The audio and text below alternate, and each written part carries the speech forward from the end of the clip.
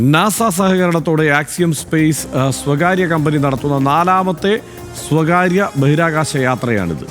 ശാസ്ത്രീയ ഗവേഷണം, ആശയവിനിമയം, വാണിജ്യ പ്രവർത്തനങ്ങൾ എന്നിവയാണ് ലക്ഷ്യങ്ങൾ. പെഗ്ഗി വിൻസൺ, ടിബോർ കപൂർ, സ്ലാവോഷ് എന്നിവരും സംഘത്തിലുണ്ട്. സംഘം 14 ദിവസം അന്താരാഷ്ട്ര ബഹിരാകാശ നിലയത്തിൽ കഴിയും.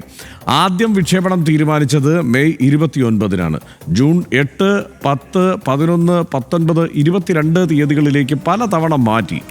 ഫാൽക്കൺ 9 റോക്കറ്റിലെ ഓക്സിജൻ ചോർച്ചയും പ്രതികൂല കാലാവസ്ഥയും ഇതിന് കാരണമായിരുന്നു.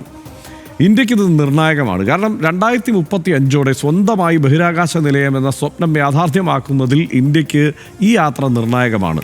മൈക്രോഗ്രാവിറ്റി ഗവേഷണത്തിനായി ഇന്ത്യക്ക് വേണ്ടി ശുഭാൻഷു അവിടെ പരീക്ഷണങ്ങൾ നടത്തുകയും ചെയ്യും. 41 വർഷത്തിന് ശേഷമാണ് ആദ്യമായി ബഹിരാകാശ നിലയത്തിലും എത്തുന്ന ഇന്ത്യക്കാരനായി ശുഭാൻഷു മാറുന്നത്. UP സ്വദേശിയായ ശുഭാൻഷു വ്യോമസേന ഗ്രൂപ്പ് ക്യാപ്റ്റനാണ്. 2000 മണിക്കൂറിലധികം വ്യോമമാർഗം വിമാനം പറത്തിയിട്ടുള്ള അനുഭവ പരിചയമുള്ള ആളുമാണ് ശുഭാൻഷു.